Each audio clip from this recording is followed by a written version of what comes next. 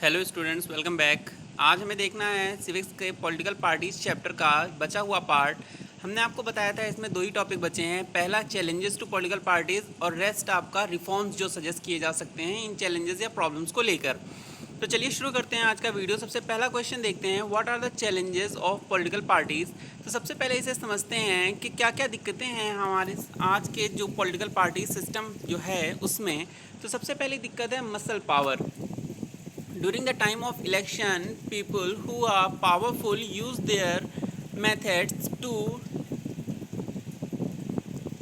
deflect the election result. How? Muscle power में आपके points आते हैं। सबसे पहला वायलेंस या डरा धमका के जो वोटर्स होते हैं उनके वोट को पोलराइज करना, या प्री इलेक्शन इंटिमिडेशन का मतलब है प्री इलेक्शन चुनाव से पहले ही जो दूसरे कैंडिडेट्स हैं उनके साथ गठजोड़ करके या मिलकर इलेक्शन के रिजल्ट को प्रभावित करना। पोस्ट इलेक्शन, अगर सपोज रिजल्ट उनके फेवर में नहीं आया, जो बाहुबली हैं या जो पावरफुल कैंडिडेट्स हैं, तो वो क्या करते हैं, इलेक्शन के बाद जो है जो कैंडिडेट जीता होता है उसको बैक ऑफ करने के लिए या उसको हटाने के लिए या इलेक्शन के रिजल्ट को किसी भी तरह से चेंज करने के लिए कोशिश करते हैं। कैसे? अपनी मसल पावर या अपनी ताकत के द्वारा। विक्टिमाइजेशन, कोई अच्छा कैंडिडेट है उसको हटा देना रास्ते से या उसको दोषी सिद्ध कर देना। बूथ कैप्चरिंग आपने पढ़ा होगा क्लास 9 में भी, जहां पर इलेक्शन हो रहा होता है वहां पर फॉल्स वोटिंग कराना अपने फेवर में। ये सारी चीज़ें आपको देखने को मिलती हैं इलेक्शन सिस्टम में। इसके अलावा मिसयूज़ ऑफ गवर्नमेंट मशीनरी भी हमें बहुत ज़्यादा देखने को मिलता है। जो सरकार होती है पावर में, जो यानी कि जो पावर में है पार्टी, वो क्या करती है, सरकारी मशीनरी का इस्तेमाल करती है अपने फ़ायदे के लिए और इलेक्शंस को अपने लिए या इलेक्शंस के रिजल्ट को अपनी तरफ पोलराइज करने के लिए। मेन पॉइंट्स देखते हैं इसमें। Further elections prospects of its party, issue of advertisements आपने देखा होगा इलेक्शंस के, जब इलेक्शन टाइम जब आता है तो अखबारों में, न्यूज़ टीवी पर, चैनल्स पर, हर जगह पर जो पार्टी गवर्नमेंट में होती है या दूसरी पार्टियां जो हैं उनके बड़े बड़े एडवर्टीजमेंट हमें देखने को मिलते हैं। ऑब्वियस सी बात है ये सब फ्री में नहीं होता है, इन सब के पीछे बहुत ज़्यादा पैसा लगता है। और ये पैसा आता कहाँ से है? ऑब्वियस सी बात है ये गवर्नमेंट के पास जो जनता का पैसा एज अ टैक्स जाता है वही गवर्नमेंट इस्तेमाल कर रही है, किसमें? एडवर्टीजमेंट में। इसके अलावा पार्टी फंड भी होता है जिसके बारे में हम आगे बात करेंगे। हाईलाइटिंग देयर अचीवमेंट्स, अपनी उपलब्धियों को गिनाना। आपने देखा ही होगा अभी जब इलेक्शन से 2017 में यूपी के और 2019 में सेंट्रल के, तो किस तरह से अपनी पार्टी या अपनी सरकार द्वारा किए गए कामों को गिनाया जाता है हर पार्टी के द्वारा। मिसयूज़ ऑफ गवर्नमेंट व्हीकल आपने देखा होगा, एक अधिकारी जा रहा होता है, उसके आगे पीछे 4 दूसरी गाड़ियां जा रही होती हैं। जैसे साउथ का विलन जाता है हीरो को मारने, वैसे एक के बाद एक गाड़ियां निकलती ही चली जा रही हैं। ये सब गाड़ियां कैसे चल रही हैं? ये सब गाड़ियां जो हैं जनता के पैसे से चलती हैं, लेकिन जो है इसका मिसयूज़ हो रहा है। गवर्नमेंट के पास जो ये मशीनरी है, जो व्हीकल्स हैं, ये जनता की भलाई के लिए होने चाहिए, इस्तेमाल होने चाहिए, लेकिन इनका इस्तेमाल कैसे हो रहा है? वो अपने फ़ायदे के लिए कर रहे हैं। नेक्स्ट पॉइंट कह रहा है मिसयूज़ ऑफ ऑफिशियल मशीनरी। जो ऑफिशियल अधिकारी हैं, जो जनता की भलाई के लिए, जनता के कामों को करने के लिए रखे जाते हैं, उनसे भी अपना काम करवाया जा रहा है, पार्टी का काम करवाया जा रहा है, टू प्रमोट देयर पार्टी और पॉलिसीज़।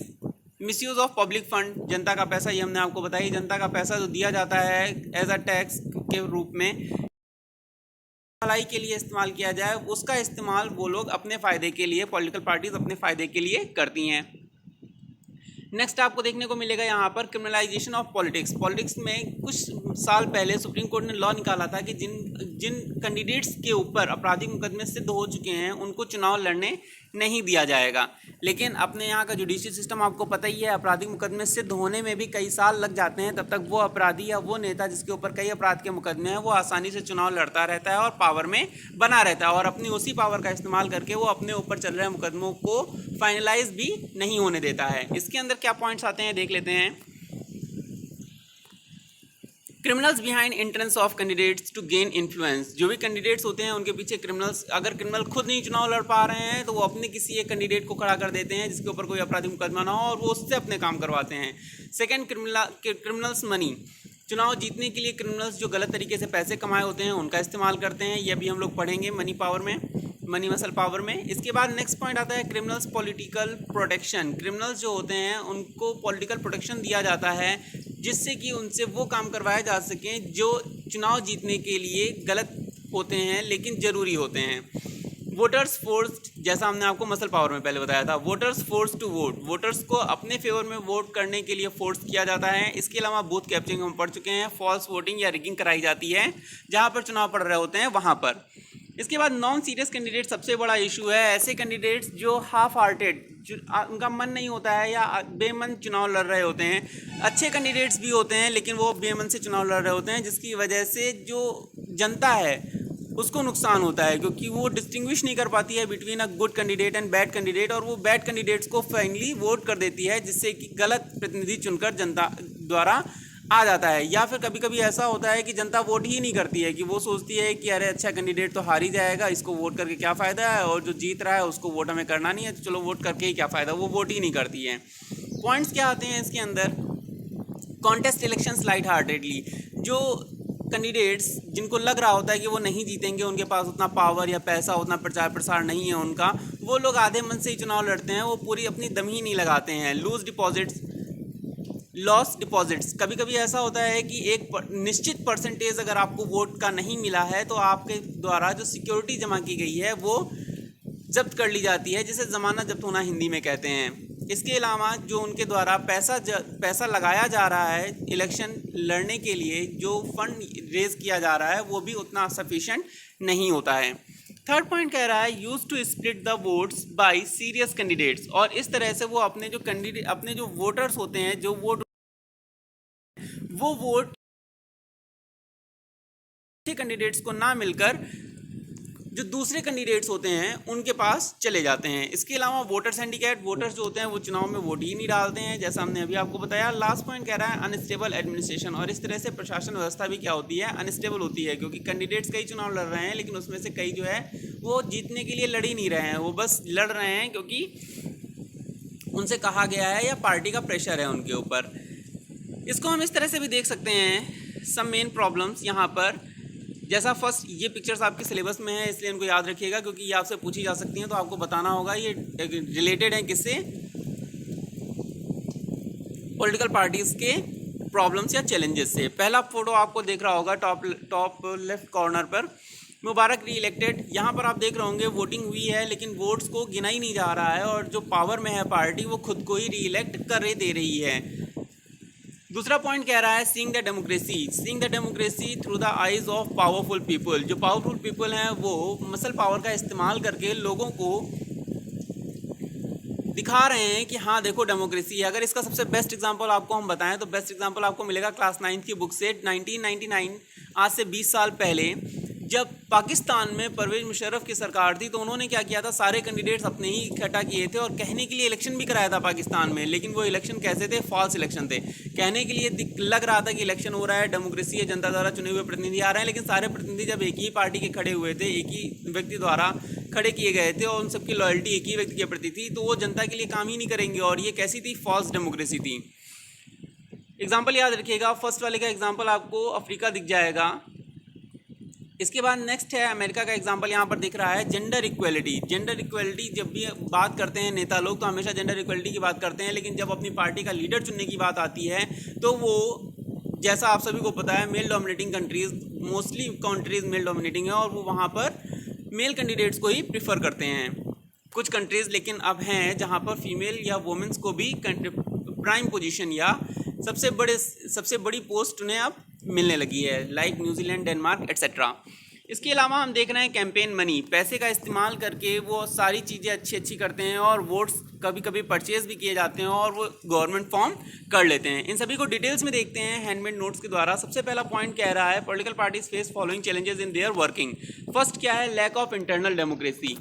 इसके अंदर point lack of internal democracy का मतलब है पार्टी के अंदर कोई भी फैसला जो है वो सबसे पूछ कर नहीं किया जा रहा है। पार्टी के अंदर कोई भी फैसला जो है वो कुछ ही लोग जो पावर में है, ऊंची पोस्ट पर हैं, वही लोग डिसाइड कर रहे हैं, बाकी किसी से पूछा नहीं जा रहा है कि क्या करना है। और डेमोक्रेसी का मतलब आपको पता है जहाँ पर सभी के विचारों और सोच को इक्वल रिस्पेक्ट दी जाए, तो ऐसा पार्टी के अंदर देखने को हमें नहीं मिलता है। फर्स्ट पॉइंट इसमें कह रहा है they do not conduct internal elections, organize regular meetings. They do not, वो इंटरनल इलेक्शंस कंडक्ट नहीं करते हैं कि कौन पार्टी का हेड बनेगा, इसके लिए कोई इंटरनल इलेक्शंस नहीं होते हैं। एक बार जो हेड बन गया वो कॉन्टिन्यूअस हेड बना हुआ है। इसके आपको सैकड़ों एग्जांपल इंडिया में ही देखने को मिल जाएंगे, जैसे टीएमसी की हेड ममता बनर्जी हैं, अकाली दल के सरदार सिंह बादल और कांग्रेस की सोनिया गांधी हैं, सपा के मुलायम सिंह यादव, अखिलेश यादव, ऐसे आपको कई एग्जांपल देखने को मिल जाएंगे। एक बार जो पार्टी हेड बन गया वो पार्टी हेड बनाया, कोई भी इंटरनल इलेक्शंस नहीं हो रहा है। एंड इसके अलावा they do not organize regular meetings, और इनकी कोई रेगुलर मीटिंग्स भी नहीं होती है कि एक निश्चित समय पर रेगुलर मीटिंग हो रही है और पूछा जा रहा है कि क्या करना चाहिए, या सभी के थॉट्स जो है वो कंसीडर किए जा रहे हैं। अगर मीटिंग होती भी है तो केवल कुछ ही पावरफुल लोग जो टॉप पोस्ट पर हैं उनके बीच में मीटिंग होती है, और लोअर कैंडिडेट्स या लोअर एक्टिव मेंबर्स जो हैं उनके थॉट्स या उनके विचार जो है वो कंसीडर नहीं किए जा रहे हैं। सेकेंड पॉइंट कह रहा है members are not fairly registered. जो भी मेंबर्स होते हैं वो फेयरली रजिस्टर्ड नहीं होते, यानी किसी पार्टी के कितने मेंबर हैं इनका कोई वैलिड रिकॉर्ड नहीं होता है। कोई भी पार्टी का मेंबर बन जाता है on the basis of their muscle power etcetera और influence we can say, and all members do not take part in decision making. और जो सारे मेंबर्स होते हैं वो डिसीजन मेकिंग में पार्ट भी नहीं लेते हैं। केवल कुछ ही पावरफुल लोग होते हैं जो डिसीजन मेकिंग में पार्ट लेते हैं, बाकी सब केवल फॉलो करते हैं जो ऊपर से डिसीजन आता है उसको। किस तरह से इसको देखते हैं इस चार्ट के द्वारा, reward system within Indian political parties generating blind loyalty, psychopathic behaviour. How in any party we can see 4 tiers. First at the top national committee, second one is state committee, third one is district committee, and last one is party activists or we can say local members. जो सबसे ऊपर top all appointments to officers and positions. जितने भी officers appoint किए जा रहे हैं, जितनी भी प्रोमिनेंट पोजीशंस डिसाइड की जा रही हैं वो टॉप टू बॉटम हो रही है, यानी कि जो सबसे ऊपर है वो डिसाइड कर रहा है कि कौन किस पोजीशन पे रहेगा, जबकि ये एक जनरल इलेक्शन के द्वारा डिसाइड होना चाहिए जो हमें किसी पार्टी में, जो हमें इंडिया में किसी पार्टी में देखने को नहीं मिल रहा है। इसके अलावा बॉटम टू टॉप अगर हम देखते हैं तो ये सबसे ज़्यादा डेंजरस है। दे आर आस्किंग, जो टॉप पर हैं, they are asking blind loyalty. वो ये चाहते हैं कि उनके द्वारा जो भी फैसला लिया गया है उस पर आंख बंद करके जो पार्टी मेंबर्स हैं वो भरोसा करते रहें, और इसका रिवॉर्ड भी दिया जाता है। जो लोग आंख बंद करके भरोसा करते रहेंगे, इस पार्टी की हर बात मानेंगे, उन्हें रिवॉर्ड मिलेगा और better position next time offer की जाएगी। और ये विशियस साइकिल हमेशा चलती रहती है। जो सुपीरियर ऑफिशियल्स होते हैं वो ब्लाइंड लॉयल्टी आस्क करते हैं और बदले में रिवॉर्ड देते हैं, जो उसको फुलफिल करता है उसको रिवॉर्ड देते हैं। और इस तरह से जो लोकल मेंबर्स या लोकल एक्टिविस्ट होते हैं, नीचे के मेंबर्स होते हैं किसी भी पार्टी में, वो बिना पूछे या बिना कुछ सोचे समझे इलॉजिकली ऊपर से जो आदेश आ रहे हैं पार्टी के हेड या लीडर्स के द्वारा उसको फॉलो करते रहते हैं। और इस तरह से हमें देखने को मिलता है कि कोई भी पार्टी बहुत दिन तक जो है आइडियल नहीं बनी रह पाती है और लोग जो है उसको रिप्लेस करने लगते हैं। कैसे, अभी हम आगे देखते हैं, पढ़ लेते हैं इसके बारे में। Situation in Indian political parties where blind loyalty and psychopathic behaviour gets the party members reward from higher officials as I told you earlier, further demanding blind loyalty. और ये फिर से आस्क करते हैं या फिर से मांगते हैं ब्लाइंड लॉयल्टी, कहते हैं कि बस भरोसा करो हम पे और जो हम कह रहे हैं उसे फॉलो करो। And psychopathic behaviour to get further reward, और अगर ऐसा करते रहोगे तो फर्दर आपको रिवॉर्ड मिलेगा इन टर्म्स ऑफ, किस रूप में, ऑफिस पोजीशन एंड पावर। एक बेटर पोजीशन और बेटर ऑफिस आपको ऑफर किया जाएगा अगर आप ब्लाइंड लॉयल्टी शो करते हो तो। क्वेश्चन मत पूछिए आप अपने ऑफिशियल से। नेक्स्ट पॉइंट जो है वो कह रहा है डायनेस्टिक सक्सेशन। ये बहुत इंपॉर्टेंट पॉइंट है और इसके 2 बेस्ट एग्जांपल है मेरे पास। क्या है ये, पहले देखते हैं। The top post are always controlled by the members of one family. एक ही परिवार के कुछ सदस्यों के द्वारा किसी पार्टी की जो टॉप पोस्ट होती हैं उनको कंट्रोल किया जाता है। हमने आपको भी बताया कि कोई भी इंटरनल डेमोक्रेसी नहीं है। चलो इंटरनल डेमोक्रेसी नहीं है, जो पावरफुल है वो पोस्ट पर है, लेकिन डायनेस्टिक सक्सेशन क्या होता है, एक बार अगर पिता या पुत्र या माता जो है वो आ गई पार्टी की लीडरशिप में तो उसके बाद उनका पुत्र, उसके बाद उनका पुत्र, यही चलता रहता है। डायनेस्टिक सक्सेशन का मतलब होता है वंशवाद। एक ही परिवार के जो पीढ़ी दर पीढ़ी जो है उस पार्टी के नेता बने हुए हैं। इसको किस तरह से समझते हैं, सबसे पहले स्टेट लेवल पे देखते हैं। अगर आप यूपी से बिलोंग करते हैं या यूपी के बारे में जानते हैं तो आपको पता होगा Mulayam Singh Yadav political family tree. इनके परिवार में कुल मिलाकर छोटे बड़े 38 सदस्य हैं जो किसी न किसी पॉलिटिकल पार्टी के, सपा समाजवादी पार्टी के किसी न किसी पॉलिटिकल पोजीशन पर विराजमान हैं। अगर आप इनका देखेंगे तो सबसे करीबी इनके अखिलेश यादव पुत्र, उनकी पत्नी डिंपल यादव, ये भी एमपी हैं कन्नौज से। उसके बाद अपर्णा यादव जो उनकी दूसरी वाइफ से हुए थे, दूसरी वाइफ से हुए पुत्र प्रतीक यादव की पत्नी हैं, ये भी contest election 2017 close to MSY and Shivpal Yadav. And इसके अलावा इनके भाई मुलायम सिंह यादव जी के भाई अगर हम देखते हैं अभय राम सिंह यादव और उसके बाद शिवपाल सिंह यादव, ये भी क्लोज टू अमर सिंह है। इसके बाद इनके सन जो है चेयरमैन है यूपी कॉर्पोरेशन फेडरेशन के, और उसके बाद अभय राम सिंह यादव के पुत्र हम देखते हैं। इसके बाद ये आप पूरी लाइन देख सकते हैं, इसमें बताने वाली कोई बात नहीं है। इनके परिवार के छोटे बड़े कई मिला के लगभग 38 के आसपास लोग हैं जो इन समाजवादी पार्टी की पोजीशंस, हायर पोजीशंस पर कंट्रोल करे हुए हैं। यानी कि इनकी पार्टी में इनके परिवार के हो आप तभी आपको हायर पोस्ट मिल सकती है, अदरवाइज आप भूल जाइए कि समाजवादी पार्टी आप ज्वाइन करोगे और आपको सीनियर पोस्ट आपको मिलेगी। इसके अलावा हम सेंट्रल में देखते हैं। सेंट्रल में हमारी सबसे बड़ी पार्टी इंडियन नेशनल कांग्रेस 1985 में बनी थी हमारी इंडियन नेशनल कांग्रेस। उसके बाद पंडित जवाहरलाल नेहरू द्वारा डोमिनेट की गई 1929 से। और उसके बाद हम देखते हैं पंडित नेहरू जी की पुत्री इंदिरा गांधी। आप यहाँ से सरनेम देख पा रहे होंगे, नेहरू से ये गांधी हो गया, ठीक है। खैर पॉलिटिक्स की वजह से ये सरनेम कैरी किया जा रहा है, otherwise they are not Gandhis. Indira Gandhi पिता थे जवाहरलाल नेहरू की पुत्री थी इंदिरा गांधी। ये डायनेस्टिक सक्सेशन चला, पीएम बनी। और उसके बाद इनके पुत्र संजय गांधी और राजीव गांधी ये सक्सेस करते हैं, पीएम बनते हैं 1990s में। और उसके बाद हम देख रहे हैं कि राजीव गांधी के बाद उनकी सक्सेशन चल रही है सोनिया गांधी, और सोनिया गांधी के बाद प्रियंका गांधी, राहुल गांधी एटसेट्रा। आपको अगर याद होगा तो राहुल गांधी हेड थे इंडियन नेशनल कांग्रेस के, लेकिन उन्होंने रिजाइन कर दिया था। तो इस टाइम पर सोनिया गांधी इंटरिम अध्यक्ष हैं कांग्रेस की। तो ये फैमिली लाइन आप देख पा रहे होंगे, 1929 से सक्सेशन करते हुए 1920 आ गया, यानी पिछले 100 साल से तो ये डोमिनेट कर ही रहे हैं एक पार्टी को। मुलायम सिंह यादव 1992 से कर रहे हैं, ये भी चल रहा है इनका 30 साल से। खैर ऐसा आपको कई देखने को मिलेगा। अगर आप पवार फैमिली देखते हैं, शरद पवार की पार्टी देखते हैं, तो उनकी फैमिली लाइन आपको देखने को मिल जाएगी। कई हैं सिंगल पार्टी, अगर सिंगल लीडर पार्टी की अगर हम बात करते हैं तो ममता बनर्जी आपको देखने को मिलेंगी, आम आदमी पार्टी के केजरीवाल दिखेंगे, जिसमें कोई भी डायनेस्टिक सक्सेशन या फैमिली ट्री जैसा आपको देखने को नहीं मिल रहा है। खैर इसके बाद हम देखते हैं अपना third point, money and muscle power. बहुत इंपॉर्टेंट पॉइंट है ये। पैसा है, पावर है, तो आप पावर में या आप गवर्नमेंट फॉर्म इजीली कर सकते हो। कैसे?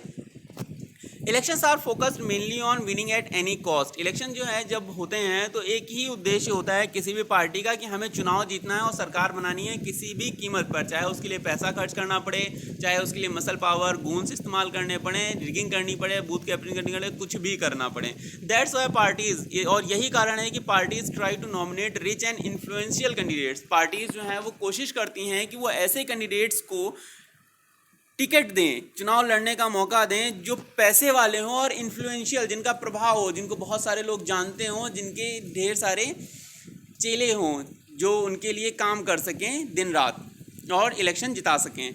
Industrialist and businessman also try to influence decision making process.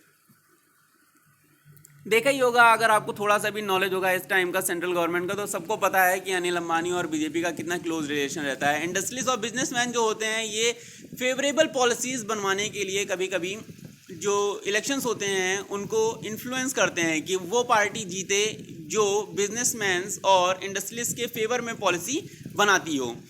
किस तरह से देखते हैं फंड फ्लो, आपको रिकॉर्ड दिखाते हैं। ये सोर्स है आपका एसोसिएशन फॉर डेमोक्रेटिक रिफॉर्म्स का। फंड फ्लो देखिए आप 2019 फाइनेंशियल ईयर, आप सभी को पता होगा 2019 में इंडिया के लेजिस्लेटिव असेंबली इंडिया के लोकसभा इलेक्शंस हुए थे और 3 नेशनल पार्टीज़ का रिकॉर्ड यहाँ पर दिया गया है, जिनके पास टोटल 1931.43 करोड़ रुपए इकट्ठा हुआ था through electoral bond scheme which allows anonymous donations to political parties.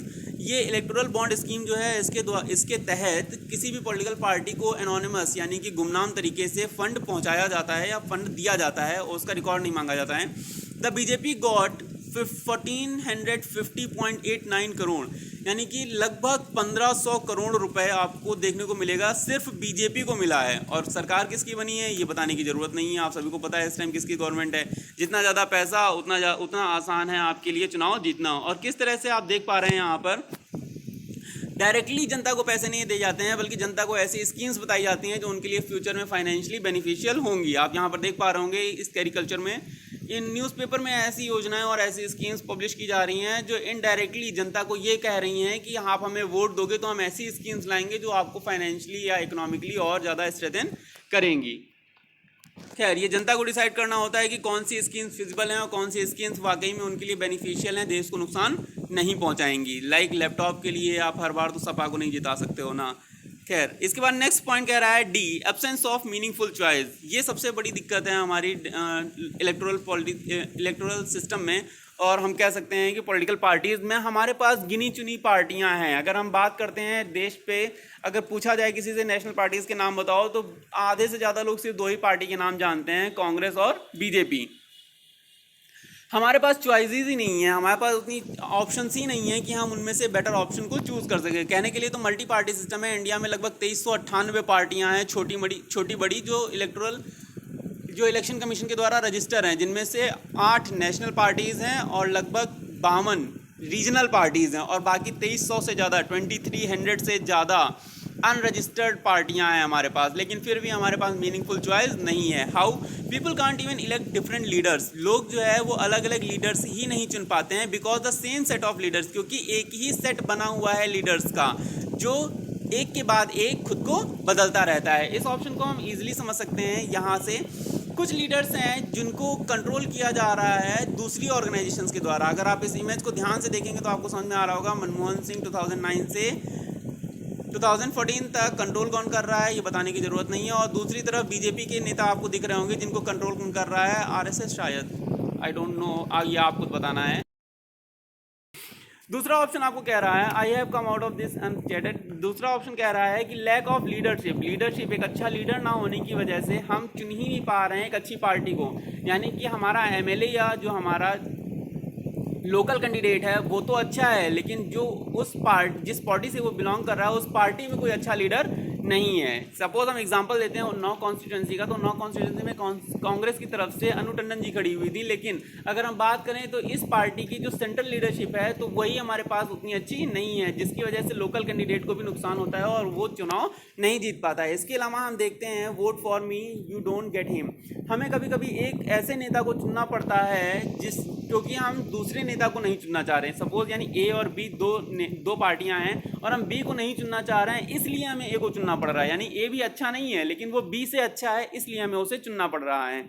जैसा कि हमें 2019 के इलेक्शन में देखने को पड़ा, लगातार बीजेपी 2 बार चुनाव जीती, काम किया या नहीं किया ये आप लोग बताना, लेकिन क्योंकि हमारे पास दूसरा कोई ऑप्शन नहीं है इस वजह से हम एक ही पार्टी को बार बार जिताते जा रहे हैं। हम एक को, यहाँ पर आप अगर बैच देख पा रहे होंगे तो वोट वन, यानी कि दोनों एक ही जैसे हैं।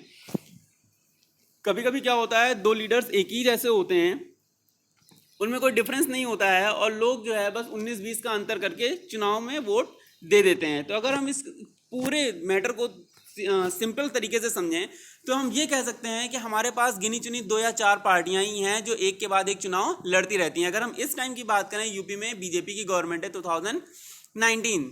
2017 से। इससे पहले सपा की, समाजवादी पार्टी की गवर्नमेंट थी, उससे पहले बीजेपी की, उससे पहले समाजवादी पार्टी की, उससे पहले फिर बीजेपी की। यानी कि हम देख रहे हैं कि वही 4 पार्टियां हैं जो घूम फिर के एक दूसरे को वोट दे रही हैं। 2002 में हमारी बीजेपी की सरकार थी, लोग उससे बोर हुए तो उन्होंने मायावती को जिताया, बसपा को जिताया, लोग उससे बोर हुए तो सपा को जिताया, लोग उससे बोर हुए तो वापस बीजेपी को जिता दिया। अगर हम सेंट्रल की बात करते हैं इसी तरह, तो हमें क्या देखने को मिल रहा है कि पहले बीजेपी की सरकार थी 2002 में, लोग बोर हुए, कांग्रेस को लाए 2004 में, 2 बार कांग्रेस आई, लोग कांग्रेस से फिर बोर हो गए और वो फिर बीजेपी को ले आए, 2 बार बीजेपी आई और लोग फिर बोर हो रहे हैं, फिर वो किसी दूसरी पार्टी को ले आएंगे। यानी कि हमारे पास वही 2-3 पार्टियां हैं जिनमें हमको चुनना होता है और दोनों ही एक जैसी पार्टियां हैं, तो हम किसको चुने। यानी कि लैक ऑफ चॉइसेस जो है, एब्सेंस ऑफ मीनिंगफुल चॉइस या लैक ऑफ चॉइसेस जो है वो सबसे बड़ी दिक्कत है, क्योंकि हमारे पास ऑप्शंस ही नहीं है। हमें चुनना ही पड़ेगा उन 4 नेताओं में से, उन, या हिंदी में जिसे कहा जाता है अंधे में से काने राजा। ठीक है, तो सारे ही खराब हैं, उनमें से जो कम खराब है हम उसे चुन लेते हैं। तो ये 4 सबसे बड़ी दिक्कत या सबसे बड़ी प्रॉब्लम्स थी हमारी पॉलिटिकल पार्टीज की। खैर, पॉलिटिकल पार्टीज प्रॉब्लम्स के बारे में इंडिया में सभी बात करते हैं। सबसे बड़ी प्रॉब्लम इंडिया में यही है कि सब लोग प्रॉब्लम के ही बारे में बात करते हैं, रिफॉर्म्स के बारे में या सजेशंस के बारे में कोई बात नहीं करता है, सोल्यूशन किसी के पास नहीं होते हैं। लेकिन हम लोग सोल्यूशन के बारे में बात करेंगे और सम रिफॉर्म्स भी सजेस्ट करेंगे पॉलिटिकल पार्टीज के लिए, किस तरह से पॉलिटिकल पार्टीज की इन कमियों को दूर किया जा सकता है। तो major suggested reform political parties are as follows.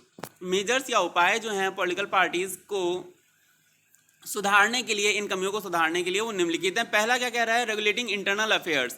जो भी आंतरिक मसले होते हैं उन्हें रेगुलेट, उन्हें आपस में बैठकर बातचीत करके सुलझाना चाहिए। Should be made compulsory. All parties should follow some basic rules within party. और सभी पार्टियों के कुछ रूल्स होने चाहिए जो उन्हें विद इन पार्टी के अंदर भी फॉलो करने चाहिए। इंटरनल अफेयर्स की अगर हम बात करें तो इसका बहुत ज़्यादा नुकसान होता है अगर ऑर्गेनाइज नहीं होती है पार्टी। तो जैसा कि हमें 2019 के यूपी लेजिस्लेटिव असेंबली के इलेक्शन के टाइम पर देखने को मिला था। यूपी में उस टाइम पर जो पावर में सरकार थी, जो रूलिंग गवर्नमेंट थी, वो हमारी समाजवादी पार्टी की थी। अगर वो चाहती तो इजीली चुनाव जीत सकती थी, लेकिन at the time of election party में कई डिस्प्यूट्स होने लगे। ऐसा जैसा हमने आपको अभी ऊपर ट्री चार्ट में दिखाया था, शिवपाल सिंह यादव, अखिलेश यादव, मुलायम सिंह यादव, इन तीनों के बीच में काफ़ी डिस्प्यूट हुआ, पार्टी टूटी, अलग पार्टी बनी। इसकी वजह से जनता जो है वो भी कंफ्यूज हो गई कि हम इन्हें वोट दें कि ना दें, ये पार्टी तो खुद ही स्टेबल नहीं है, और उसने दूसरी पार्टी को वोट दे दिया। इसलिए ज़रूरी है कि हम रेगुलेट करें इंटरनल अफेयर्स को टाइम टू टाइम, और जो भी विवाद हैं उन्हें बैठकर आपस में सुलझा लें, जिससे एक पार्टी स्टेबल रहे, ऑर्गेनाइज रहे और लोगों का विश्वास उस पर बना रहे। इसके बाद सेकंड पॉइंट कह रहा है, party should reserve some seats for women. जैसा हमारे पंचायती राज व्यवस्था में देखा होगा आपने, 1/3 1/3 33% सीट्स जो हैं वो रिजर्व कर दी गई हैं वुमेन्स के लिए। और कुछ स्टेट्स तो ऐसे हैं 2020 तक जहां पर 50% सीट्स वुमेन के लिए रिजर्व कर दी गई हैं। एंड मार्जिनलाइज सेक्शन यानी पिछड़ा वर्ग के लिए भी कुछ सीटें रिजर्व कर दी गई हैं, जिससे कि उन लोगों को भी अपनी बात या अपना प्रतिनिधि चुनकर संसद तक पहुंचाने का मौका मिले। और ये विद इन पार्टी होना चाहिए, पार्टी के अंदर ही ऐसा होना चाहिए कि जो उसकी लीडरशिप है उसमें सभी सेक्शन और सभी जेंडर के लोग शामिल हों, जिससे पार्टी स्ट्रेंथ ताकतवर दिखे और समाज के सभी वर्गों के प्रति उत्तरदायी भी लगे। थर्ड पॉइंट कह रहा है, government should provide facilities to parties. Government को पार्टियों को फैसिलिटी प्रोवाइड करनी चाहिए, यानी जो पार्टी रूलिंग में है उसको दूसरी पार्टीज को भी फैसिलिटीज प्रोवाइड करनी चाहिए, जिससे कि ड्यूरिंग इलेक्शंस रिड्यूस किया जा सके, कम किया जा सके influence of money and muscle power. यानी कि जो लोग पैसे वाले या ताकतवर होते हैं वो लोग तो पैसे और ताकत का इस्तेमाल करके चुनाव में जो सीधी सादी पार्टियां होती हैं उनको दबा देते हैं। तो जो सीधी सादी पार्टियां हैं उनको दबाया ना जा सके, इसलिए उनको भी थोड़ा सा पैसे या फाइनेंशियली मसल पावर हम लोग प्रोवाइड कराएं गवर्नमेंट के द्वारा। ये पॉइंट थ्योरेटिकली तो बहुत अच्छा लगता है सुनने में, पर प्रैक्टिकली बिल्कुल भी पॉसिबल नहीं है। क्यों? क्योंकि अगर बीजेपी की गवर्नमेंट पावर में है तो वो ऑब्वियस सी बात है सपा बसपा और कांग्रेस को फेवर क्यों करेगी, वो उनका मदद क्यों करेगी, वो ऐसी योजना ही क्यों लाएगी जिससे वो दूसरी पार्टियों को ऊपर आने में मदद करे और खुद के लिए कंपटीशन बढ़ाए। तो ये प्रैक्टिकली तो बिल्कुल पॉसिबल नहीं है। फोर्थ पॉइंट कह रहा है, there should be an open election to the top post of party. ये पॉसिबल है, लेकिन ये भी कैसे पॉसिबल होगा पता नहीं। जो भी पार्टी है उसका लीडर कौन होगा ये एक ओपन इलेक्शन के द्वारा डिसाइड किया जाना चाहिए। लेकिन अगर हम सपा में ये बात करें तो ये पॉसिबल बिल्कुल भी नहीं है। कांग्रेस में ये बात करें तो ये भी बिल्कुल पॉसिबल नहीं है। कांग्रेस लगातार 2 बार से हार रही है। क्यों हार रही है ये सभी को पता है, because of lack of leadership. लेकिन फिर भी वो अपनी पोस्ट छोड़ने को तैयार नहीं है, और बिकॉज ऑफ डायनेस्टिक सक्सेशन जो कांग्रेस है वो पिछड़ती जा रही है। जो अच्छे नेता हैं उसके, ज्योतिरादित्य सिंधिया जैसे, सचिन पायलट जैसे, वो भी अब कॉन्फ्लिक्ट क्रिएट करने लगे हैं और कुछ तो पार्टी से अलग भी हो गए हैं। लेकिन फिर भी चलिए हम अगला पॉइंट देखते हैं। There should be an increase in the degree और amount we can say of public participation in politics of the country. Political parties तभी अच्छी होंगी जब लोगों को समझ होगी पॉलिटिक्स की। लोग जो है एक्चुअल में इंटरेस्ट ले रहे होंगे कि कौन सी पार्टी की नीतियां, कौन सी पार्टी का मैनिफेस्टो एक्चुअल में फिजिबल है, कौन सी पार्टी का मैनिफेस्टो एक्चुअल में पाया जा सकता है, अचीव किया जा सकता है और वास्तव में देश की भलाई के लिए है। जब लोग पार्टिसिपेट करेंगे, लोग इन चीज़ों को समझेंगे, तो पार्टीज खुद से ही मजबूर हो जाएंगी ऐसी नीतियां बनाने के लिए जो वास्तव में देश के लिए अच्छी हों, ना सिर्फ उनको चुनाव जिताने के लिए हों। इसके बाद हम देख लेते हैं एक छोटा सा point, features of political party. एक अच्छी पॉलिटिकल पार्टी कैसी होनी चाहिए। ऑब्वियस सी बात है, जो हमने रिफॉर्म्स बताए हैं अगर हम उनको इम्प्लीमेंट कर देंगे तो हमें एक आइडियल पॉलिटिकल पार्टी मिल जाएगी। हम उसी के फीचर्स की बात करेंगे। पहला पॉइंट कह रहा है, सीक पॉलिटिकल पावर। एक अच्छी पॉलिटिकल पार्टी वो होती है जो पॉलिटिकल पावर, सत्ता में आने की कोशिश करती है, large ones especially seek governance, और जिसको मेजॉरिटी मिलती है वो गवर्नेंस सरकार फॉर्म करती है या सरकार फॉर्म करने की कोशिश करती है। बाई कोलिशन गवर्नमेंट और by single majority doesn't matter. Second point कह रहा है have to be organise in order to run और to be able to be effective, और ऑर्गेनाइज होनी चाहिए। जैसा हमने अभी आपको बताया, हर चीज़ पहले से तय होनी चाहिए, कौन पार्टी में क्या करेगा, किसकी क्या भूमिका रहेगी, ये सब पहले से ऑर्गेनाइज होना चाहिए। किस टाइम पर क्या स्टेप लिया जाएगा, ये सब पहले से ऑर्गेनाइज होना चाहिए पॉलिटिकल पार्टी में, like Amit Shah did in BJP. तभी वो पार्टी कैसी होगी, इफेक्टिव होगी और एक्चुअल में चुनाव जीतेगी। थर्ड पॉइंट कह रहा है develop policies to secure election of candidates. ऐसी नीतियां बनाई जानी चाहिए जिनकी वजह से जो कैंडिडेट खड़ा हो चुनाव में वो चुनाव जीते। यानी कि सपोज सेंट्रल गवर्नमेंट से ऐसी योजनाएं बनाई गई जो जनता के लिए बिल्कुल भी अच्छी है, इफेक्टिव नहीं है, तो जनता उस पार्टी के कैंडिडेट को कभी भी वोट नहीं देगी। तो हमें ऐसी पॉलिसीज बनानी है जो अच्छी हो, फिजिबल हो और हमारे कैंडिडेट्स को चुनाव जीतने में मदद करें। फोर्थ पॉइंट कह रहा है must have strategies to win public support, और ऐसी स्ट्रेटजीज होनी चाहिए, ऐसा प्रचार होना चाहिए, ऐसा तरीका अपनाना चाहिए बात करने का, कन्वर्सेशन का, जिससे मीडिया के थ्रू या वर्ड ऑफ माउथ या पब्लिसिटी कैसी भी हो, जिससे कि पब्लिक सपोर्ट, जनता का सपोर्ट ज़्यादा से ज़्यादा मिले। जैसा कि हमारे प्रधानमंत्री नरेंद्र मोदी जी करते हैं, वो जब भी बोलते हैं तो मिसमराइज कर देते हैं लोगों को और लोग उनकी बात मानते हैं बिना कुछ सोचे समझे, या हम कहें कि मानते ही हैं हर हाल में। नेक्स्ट पॉइंट कह रहा है must select suitable candidates for election through hustings. Hustings का मतलब यहाँ पर चुनाव होता है, चुनाव होगा। मस्ट सिलेक्ट सुटेबल कैंडिडेट्स, ऐसे कैंडिडेट्स को चुनना चाहिए जो सुटेबल हों, अच्छे हों, जिन पर कोई भी क्रिमिनल रिकॉर्ड या दागी वगैरह ना हो विधायक, फॉर इलेक्शन चुनाव के लिए, थ्रू हस्टिंग चुनाव के द्वारा। ठीक है, चुनाव के द्वारा ऐसे कैंडिडेट्स को चुना जाना चाहिए जिन पर कोई भी आपराधिक मुकदमा वगैरह ना चल रहा हो और जो वास्तव में जनता की भलाई के लिए काम करना चाह रहे हो। नेक्स्ट पॉइंट से need a successful and recognisable leader. एक सक्सेसफुल और रिकॉग्नाइजेबल लीडर होना बहुत जरूरी है, क्योंकि जो पार्टी की पहचान होती है वो उसके लीडर से ही होती है। जितना ज़्यादा सोफिस्टिकेटेड और वेल मैनर्ड डिसिप्लिन लीडर होगा, उतना ही अच्छा पार्टी के कार्यकर्ताओं और अन्य एक्टिव मेंबर्स पर असर पड़ेगा और छवि भी पार्टी की उतनी ही अच्छी बनेगी। Last point says must be democratic and accountable. Democratic होनी चाहिए पार्टी, जो भी लीडर हो वो जनता के द्वारा, पार्टी मेंबर्स के द्वारा चुना गया हो एक ओपन इलेक्शन के द्वारा, एंड अकाउंटेबल, और वो पार्टी अकाउंटेबल यानी जिम्मेदार होनी चाहिए अपने द्वारा किए गए कार्यों के प्रति या जनता के प्रति। जनता की कोई भी समस्या है तो उसको जिम्मेदारी पूर्वक सॉल्व करने वाली होनी चाहिए।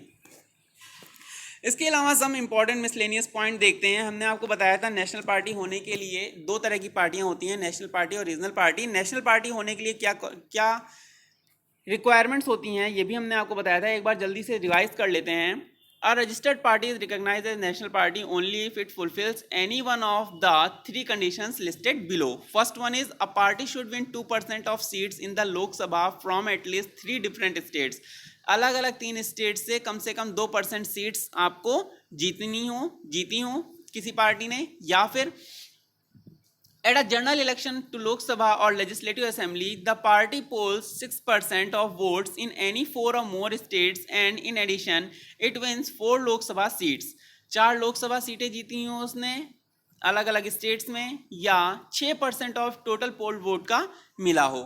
लास्ट पॉइंट कह रहा है पार्टी का recognition as a state party in 4 state. अगर कोई स्टेट पार्टी 4 राज्यों में रीजनल पार्टी या स्टेट पार्टी का दर्जा पा लेती है तो भी उसे नेशनल पार्टी डिक्लेयर कर दिया जाता है। करंट टाइम में 2020 में देयर आर 8 नेशनल पार्टीज। इनके फाउंडिंग ईयर और पार्टी सुप्रीमो कौन करंट टाइम में है और पार्टी सिंबल, ये जरूर याद कर लीजिए स्टूडेंट्स, क्योंकि ये एग्जाम में पूछा जाता है। फर्स्ट पार्टी हमारी है all India Trinamool Congress, AITC, all India Trinamool Congress AITC। Foundation year है इसका 1998। फाउंडर इसकी हैं ममता बनर्जी, और तब से लेकर अब तक यही पार्टी सुप्रीमो भी हैं। पार्टी का सिंबल आप देख पा रहे होंगे 2 फ्लावर्स।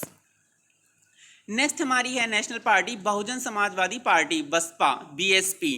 फाउंडेशन ईयर है इसका 1984। फाउंडर थे इसके काशीराम जी। काशीराम, इनके नाम पर कॉलोनीज भी बनी हैं यूपी में कई शहरों में। इसके अलावा पार्टी सुप्रीमो जो हैं करंट टाइम पर मायावती जी हैं, और इसका सिंबल आप एलिफेंट या हाथी देख पा रहे हैं। नेक्स्ट है भारतीय जनता पार्टी, BJP। ये हमारी पार्टी 1951 में श्यामा प्रसाद मुखर्जी के द्वारा जनसंघ के नाम से स्थापित की गई थी, जिसे 1980 में अटल बिहारी वाजपेयी, लाल कृष्ण आडवाणी और मुरली मनोहर जोशी जी ने कन्वर्ट किया किसमें? भारतीय जनता पार्टी में। और इसके करंट जो सुप्रीमो है, पार्टी सुप्रीमो, वो जगत प्रकाश नड्डा जी हैं और पार्टी सिंबल कमल का फूल आप देख पा रहे हैं। इसके अलावा हम देखते हैं CPI, communist party of India. ये इसका फाउंडिंग ईयर है 1925। इसको फाउंड किया था, या इसके फाउंडर्स थे हमारे Abani Mukherjee, Charu Majumdar, Evelyn Trent, MN Roy, MPT Acharya, Mohammad Ali, Mohammad Shafiq Siddiqui, Rafiq Ahmad, Rosa Fitingof और सुल्तान अहमद। इतने सारे फाउंडर्स थे इसके। इसके अलावा जो करंट इस टाइम पर पार्टी सुप्रीमो है वो डी राजा जी हैं। इसका पार्टी सिंबल आप देख पा रहे होंगे, गेहूं की बाली और हंसिया। इसके बाद नेक्स्ट है CPI, Marxist, communist party of India, Marxist, Karl Marx के नाम पे, या मार्क्सिस्ट, मार्क्स विचारधारा से प्रेरित है ये। 1964 इसका फाउंडेशन ईयर है। इसके फाउंडर्स थे ईएमएस नामबोडरी पाड, और सॉरी जो भी प्रोनाउंसिएशन है आप कर लीजिएगा। दूसरे थे इसके ज्योति बासु। इसके बाद इसके करंट जो पार्टी सुप्रीमो हैं वो सीताराम येचुरी जी हैं। इसके बाद आती है इंडियन नेशनल कांग्रेस। इसका फाउंडिंग ईयर आपको बता चुके हैं हम कई बार, 1885 है, और इससे फाउंड किया था एलन ऑक्टेवियन ह्यूम, जो इंग्लिश सिविल सर्वेंट थे। इसके अलावा उस टाइम पर the great grand old man of India दादा भाई नौरोजी थे। इसके अलावा दिनशा वचा, और फर्स्ट जो सेशन हुआ था बॉम्बे में 1885 में, उसके प्रेसिडेंट वोमेश चंद्र बनर्जी, WC बनर्जी जी। इसके अलावा जो इस टाइम पर करंट सुप्रीमो है वो सोनिया गांधी है, इंतरिम प्रेसिडेंट, क्योंकि इससे पहले राहुल गांधी जी थे और उन्होंने इस्तीफा दे दिया था, तो सोनिया गांधी जी वापस से इंतरिम प्रेसिडेंट बन गई हैं। इसके बाद हम अगली पार्टी देखते हैं nationalist Congress party, NCP. Founding year है इसका 1999। शरद पवार जी ने फाउंड किया था, इनका भी फैमिली ट्री चलता है। खैर, पीए संगमा दूसरे फाउंडर थे इसके, और तीसरे फाउंडर हैं इसके तारिक अनवर जी। इसके अलावा करंट में जो आज के समय में जो पार्टी सुप्रीमो है वो शरद पवार जी हैं, और जो क्लॉक है वो इस पार्टी का सिंबल है। लास्ट है आपका national people's party, NPP। National people's party, PA Sangma इसके फाउंडर्स थे, इसके फाउंडर हैं, और 2013 में ये फाउंड हुई थी। और करंट में जो इसके हेड हैं वो कॉनरेड संगमा हैं। बुक जो है इस पार्टी का सिंबल है। तो ये आपका पूरा चैप्टर था political parties, civics class 10th के लिए। जो भी इम्पोर्टेंट थे वो आपको बता दिए गए हैं, पॉइंट्स, टॉपिक्स। इसके अलावा जो इम्पॉर्टेंट वन लाइनर क्वेश्चन बनते हैं वो हम अगले वीडियो में देखेंगे। तब तक रिवाइज करते रहिए, जो भी डाउट्स हो वो कमेंट सेक्शन में ज़रूर पूछ लीजिए। Thank you.